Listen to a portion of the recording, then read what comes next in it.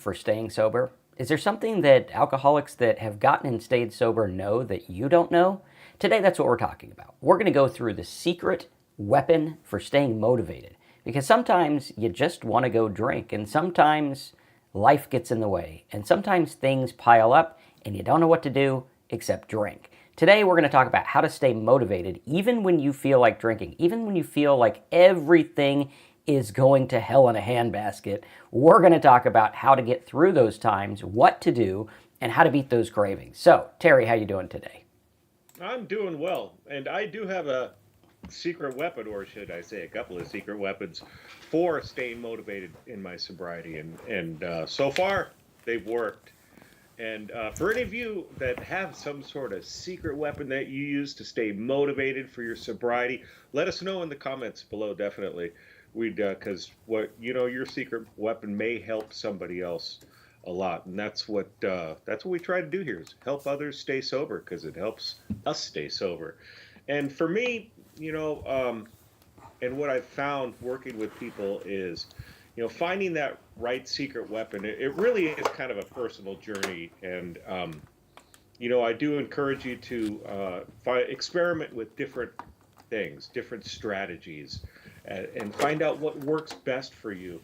And with that in mind, what I did when I first got sober is I did everything I possibly could to stay sober. I tried all sorts of different things, and I stayed adaptable. That was really important for me. In the very beginning of my sobriety, I did lots of AA meetings. I also did a hospital group therapy thing, and they had psychiatrists there and stuff like that. It was a group meeting, and I did that, and that those two things really helped me a lot. After some time, the hospital thing, it wasn't quite the right thing for me anymore. So that's what I mean by being adaptable, being able to change if something's starting to not work so well. But that's kind of what I did, and eventually I was able to gel into what I was that kept me sober, and I still continue to adapt to new ideas and things like that. Especially with the internet nowadays, there's lots of things that you can do. Like for instance, I live in a place where there aren't many sobriety meetings or anything like that. So I do a lot of stuff online. But it's generally speaking, though, your motivation for staying sober, it's a combination of things for most people. I mean, it's a combination of internal and external factors that can contribute to that motivation and that long-term sobriety. But whatever you do, be patient with yourself, celebrate those successes, and don't give up. And I'm going to try and keep this on what you should do rather than what you shouldn't do. There's lots of things you shouldn't do, like stay out of bars and things like that. The main thing you shouldn't do, though, is don't drink, no matter what. And this is the what we're talking about here today is a lot of what our program over at talksober.com teaches you, and it teaches you how to stay motivated and how to look at life differently. So you can go over there and check out more specific information. But I'll get into some of those things right now. Like what I see a lot of people do, especially in 12-step rooms, is they hit a lot of meetings, and for some people that works. And I know I've seen it from lots of comments from our lives here that for a lot of people that doesn't work. But for some, they'll do 5 meetings a day. I see that all the time, and it's what helps them. Is that their secret for staying sober the rest of their life? I don't know, man. I don't know if I'd want to do 5 meetings a day the rest of my life. That sounds pretty crazy to me. But some people, it's what works. Or others I've seen get into exercise, and some of them take that to an extreme. I do exercise, and I do probably more than average person does, but I do exercise, but I don't take it to the extreme. Or just activities, you spending time with the family and going hiking, or just in indoor activities, reading and writing and I don't know, needlepoint stuff like that. That's other things that maybe you did before you got sober, but um, as far as some of the internal motivations, and these are things that you really should try to do. And a really big one is acceptance.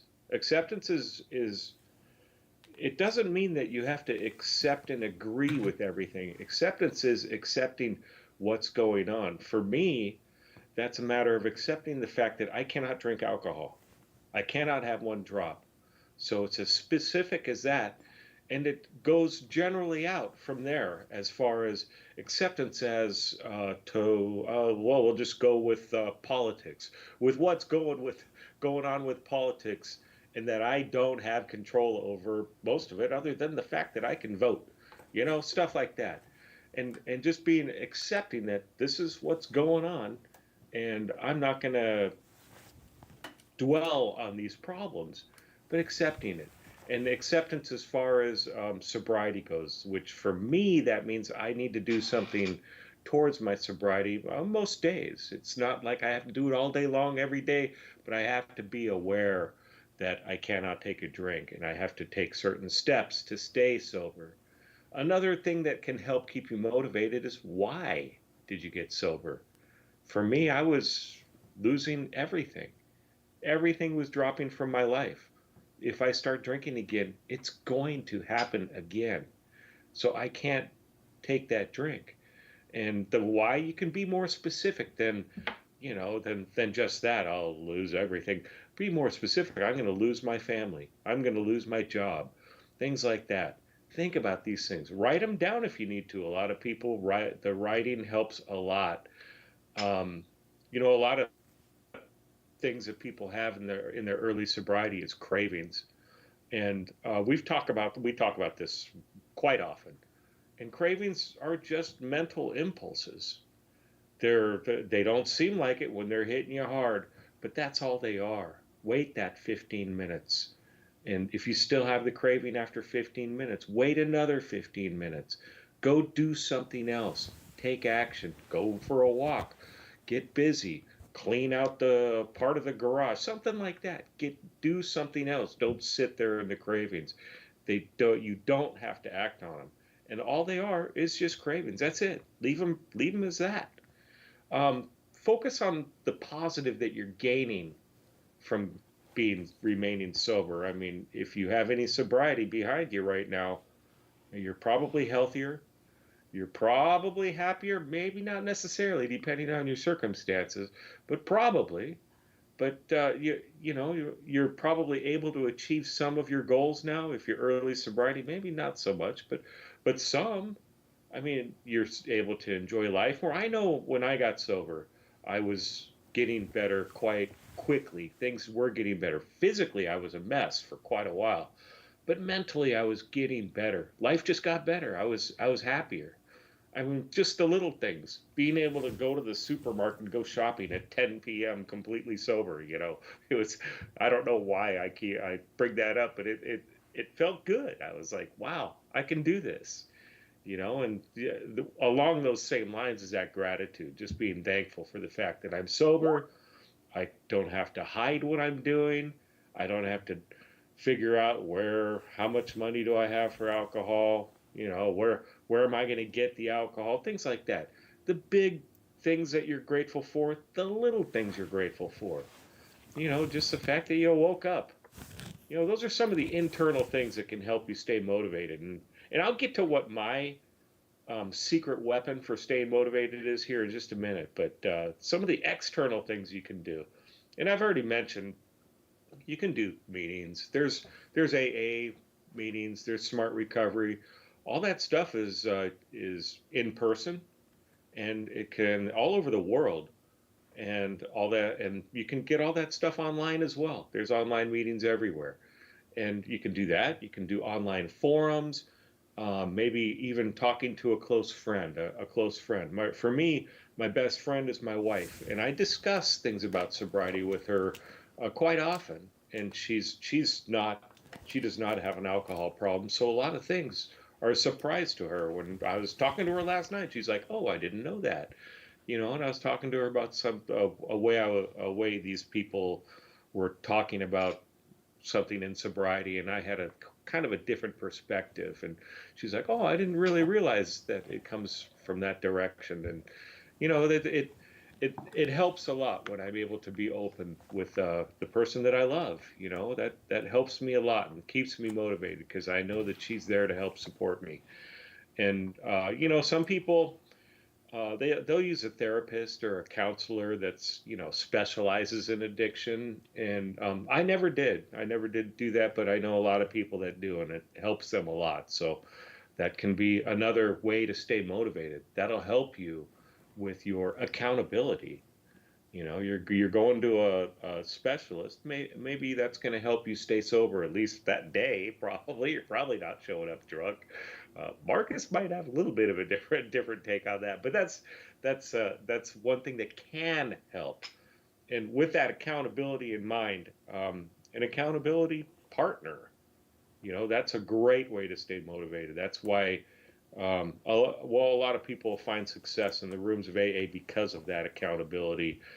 There's meetings 7 days a week, so they'll tell you don't drink between meetings. Well, there you go. That may help you, and you know you're probably going to think, you know, I don't really want to show up to the meeting drunk, and you know there's another accountability, or having a sponsor is going to help keep you accountable, or a close friend that knows your situation that's going to help keep you accountable.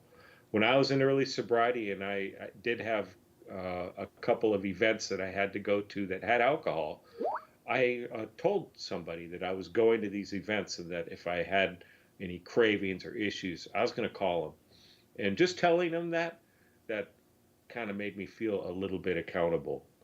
Rewarding yourself, that's another one. That's a great one. Setting, you know, those milestones. I've have heard people say, "Oh, I don't really keep track of my sobriety dates or anything like that." Well, I do. And is it a huge deal in my sobriety? No, but it's one little tiny little thing that helps me. You know, I've got 10 years, and I just looked yesterday, I got 10.52 years of sobriety. And that's kind of cool. It's kind of neat to know that. And when I hit 11 years, I'll probably go out to dinner, you know, something like that. I'm going to celebrate that milestone. Am I going to say, I got it now? I'm sober? I'm cured? No. But it's just something to just kind of look forward to. And, you know, it's just a little bit of motivation. Another big one, and we really concentrate a lot about this in our program, is educating yourself about addiction and recovery, the benefits of sobriety, but really educating yourself about addiction and how the mind gets hijacked by alcohol, and how when you're under the influence of alcohol, or even when you're sober but you're not completely sober yet, you know, it really affects your decision making and your ability to stay sober. And that's a really big one. Understanding what alcohol does to you, and how it affects your motivation, is it's important to know that, just so you can take actions to avoid that. Now, for me, um, my secret weapon for getting and staying sober, and just continuing on this sober journey, is it's kind of threefold, really. And for me, I mentioned it before, and that's that acceptance factor. And that's the fact that I have to do what I can to stay sober. That's important, and that I cannot take a drink. And that's just accepting that fact. And in the early sobriety, or let's go back to before I got sober. Before I got sober, I was not in acceptance that I cannot take a drink. What I was accepting is the fact that I can quit tomorrow, and I want a drink right now, but I can quit tomorrow, and I'll do that tomorrow. And that never happened. I just kept going. Eventually, I did accept the fact that this has to end, and I know that it's not going to be easy. I know there's going to be pain involved in quitting, and I accept that, and I'm going to do it. And then from there, it was and is taking action. And the action at that point was figuring out how to get sober. For me, the first time I got sober was rehab. The second time was not rehab, but it was doing everything else I possibly could to stay sober. And that involved those AA meetings for me. And it involved the hospital group. It involved going online. It involved getting those accountability partners, things like that. Understanding my triggers, so not going to the dangerous events, things like that. And on top of that, the next secret weapon for me, and this one, I don't know why, but this one just the simple statement of sobriety has to be the most important thing in my life without exception. Because I would thought that other things in life were more important, but if I don't stay sober, none of those other things in life that I think are more important are going to happen. It's just not. I'm going to fall back into the bottle and I'm going to keep drinking until who knows what happens. And for me, that was it. And once again, if you guys have any super secret weapons that you use for sobriety, let us know. And I'll bet Marcus has a secret weapon or two that he uses as well. What you got, Marcus? For me, mine is a little less eventful, and I am getting a little bit of an echo on you, or on me, rather. My secret weapon to sobriety is fear. The fear of Yeah. what's going to happen if I drink again. That has been the biggest motivator in my sobriety to date because of the fact that I don't want to go back there. I don't want to deal with the stuff I dealt with, and I don't want to deal with relapse. I don't want to deal with hangovers. I don't want to deal with feeling bad. I don't want to get back in that loop. That terrifies me. I know a lot of people look at drinking and they're like, "Oh, I wish I could drink again." I don't. I don't wish I Right. could drink again. I don't miss the bad, and the bad for me outweighed the good, which is why I got sober. And if I remember that, no amount of teasing of the alcohol or cravings is going to take me out because I'm like, I know what it was like. I don't want it. It's not going to help me. It's not good. I will end up drunk again, and who knows if I'll make it out. And those are the things that keep me sober is a good, healthy fear of what happens when I drink, a good, healthy fear of, yeah, I might not make it out this time. Yeah, I might have trouble. Yeah, things might be bad. Yeah, I could die. These are things that I don't want. And like even today, I feel terrible today. I didn't sleep well. I'm stressed out about some stuff. I would have rather just gone back to bed till Wednesday. But you know what? Even feeling the way I feel now is not as bad as when I drank. And I know if I drank, I would feel better for like 20 minutes. But tonight would be terrible and tomorrow would be even worse. Whereas now, today's mildly irritating. I can drink some coffee, I can relax, I can take a nap, I can get my work done, and tomorrow I'll feel great. Yesterday I felt great. And understanding these things and knowing what's going on and knowing that I have a way out if I don't drink. You have a way out of all your bad feelings and thoughts if you don't drink. If you do drink, you won't have a way out. It's almost like, they equate it with insanity where alcohol makes you crazy. And I was watching some old show last night where they were talking about solitary confinement in jail and how the idea of it isn't so much solitary confinement and punishment as it is trying to break you. It mentally breaks you being there by yourself in a room with no light, no nothing, no one to talk to. It breaks you mentally, and some people do go crazy from it. Can they get out of it? Yeah, sometimes. Often, I think they can. With alcohol, it's the same thing, only you're going in the hole by yourself. You're literally making yourself isolated. You're literally making yourself in a world of your own thoughts that you think are real. These thoughts are not real. I mean, sure, there's some thoughts like, oh, what if my house falls over? Or what if this? Or what if that? But 90% of the thoughts we have never come true. 90% of the worries and fears we have never come true. 90% of these things are just thoughts. And 90% of the cravings you have, you don't drink over. You just think you do because the one that breaks the camel's back is the one that takes you out there and drinks you and makes you drink. So it's like, oh, it must be the thoughts. It's not the thoughts. It's you giving into the thoughts. Thoughts are meaningless. They don't do anything.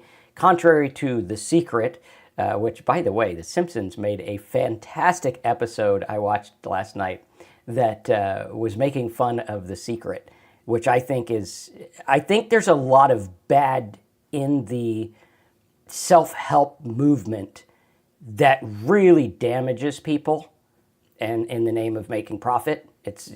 In my opinion, the self-help movement isn't much better than the TV preacher knock you over with my coat and whatever movement. It's not much better. Why? Because it's all based on thoughts that you think are real, thoughts that you think, oh, if I have the right thought, God's going to give me this. If I have the right thought, this is going to happen over here. Realizing that these thoughts and these things in our mind are not really real. And if I drink, I will forget that. And that terrifies the shit out of me.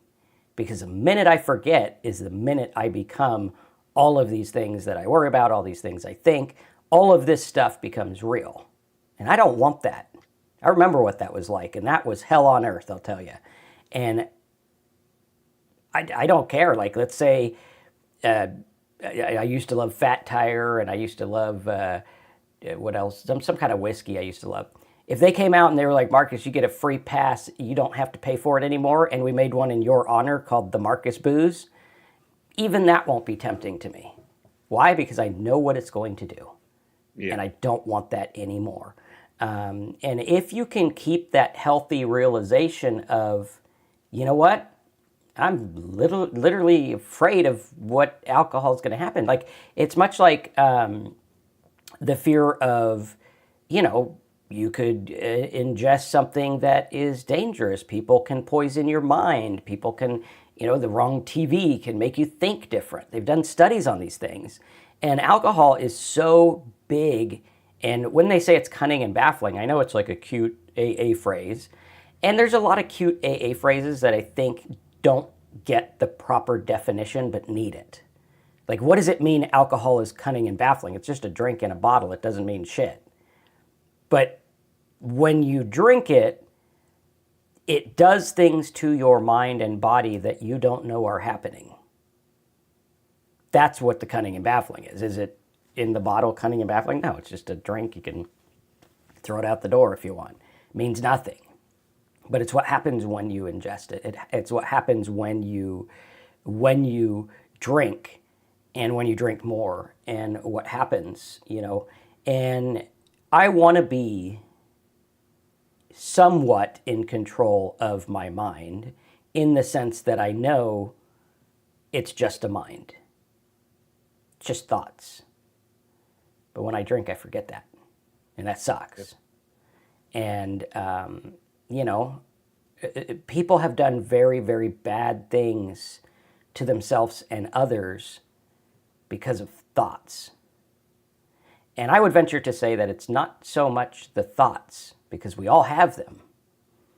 It's the what you give the meaning of the thought.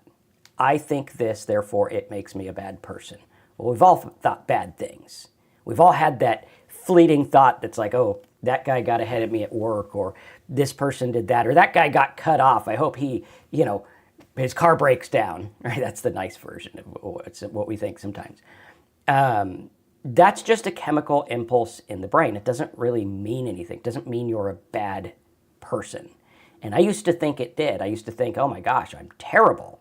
No, if you don't sleep, you think weird crap. It's just a fact. But it's the clinging to it. It's the making it serious. It's the Dr. Freud, why do you think this? I don't know. I watched too much damn TV and I drank too much coffee and my thoughts raced and put two things together and it means absolutely nothing. But I'm glad you and your family made a career out of it and changed the face of American consumerism. But, reality, the thoughts don't mean anything. And that's the big secret, is it doesn't mean anything. I cling to the fact that I'm an alcoholic, and if I drink, all bets are off, and I could lose everything, including the mind that I think I have control of. And when I understand this, it's like, why the hell would I ever want to drink again? Oh, well, you don't remember that time when it was fun and it was at a party dancing. Well, you can go to a party and dance without alcohol. Yeah. I mean, plenty of people do it. You look at it and you think about it and you understand, I have been sold a lie. And I thought it was true. And I kept lying to myself about it because it's so ingrained. But then you get freedom where it's like, I don't have to drink anymore. I don't have to think the thoughts that I think. I don't have to dwell on the things I dwell on. I don't have to be a part of this. It's kind of like, I know it's way overused, and there are some terrible people that use this analogy. I don't know why, but it's a whole like red pill, blue pill, waking up kind of deal, where it's like you wake up and you realize that everything that made you an alcoholic is not really true. What made me an alcoholic was drinking, not all of the emotional stuff. Drinking makes someone an alcoholic. You can have a bunch of emotional stuff and not drink. Doesn't make you an alcoholic. Doesn't even make you prone to being an alcoholic.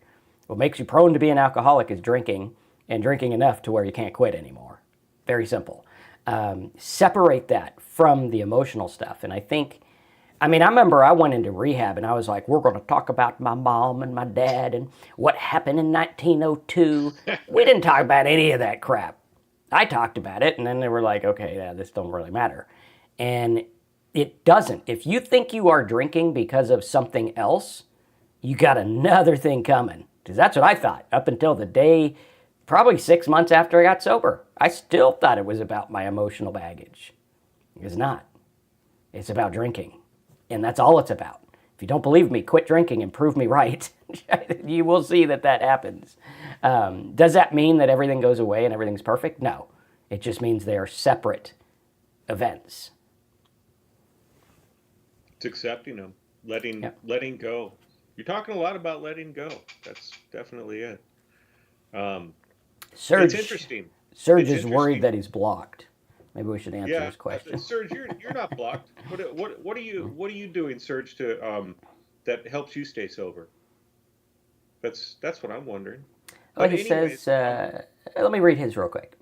Yeah. Seems like everyone dealing with this is better off. I have no friends, no family. I'm in a motel room by myself. I lost everything.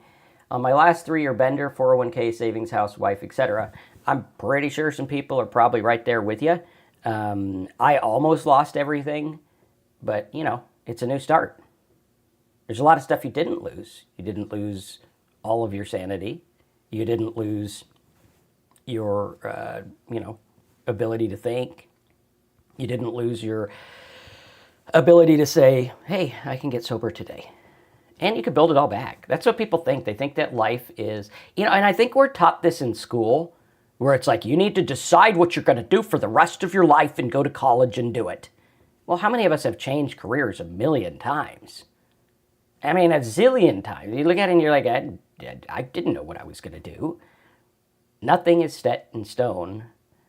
You just go about and you learn and you grow, and everything you lost can be built back, and all the things that were damaged can be brought back. It's a dwelling on what you lost, and it's a lesson life teaches you. If I didn't lose the things I lost when I got sober, I wouldn't learn the lesson. It sucks. Some of us have to learn that lesson. Listen to Anthony DeMello. There's a good talk. It's like an 8-hour talk. I listened to it several times. And he talks about, do you really want happiness, or do you just want all your stuff fixed? And he talks about, give me back my house, give me back my wife, give me back my car, give me back my toys. And most people would rather choose the stuff than the true happiness. And it even equates to like love. When you look at love, it's like many people think that love is like a possession thing. When in actuality, if you truly love someone and they don't love you back, true love would be letting them go and find what makes them happy. And a lot of people don't want to look at that because it's painful and it's not traditional, but that is the truth.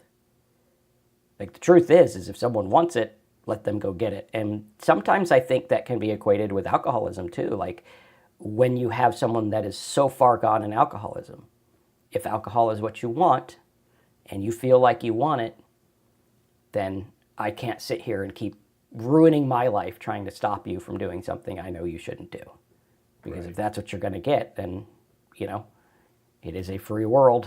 Well, most of it at least, some of it. Go get what you want. I'm scared of hangovers and losing whatever else I have left. I don't think I can recover from another bout. Well, make this one work. I couldn't recover from another bout. That's why I'm on my first bout. I was like, I can't. I can't do it.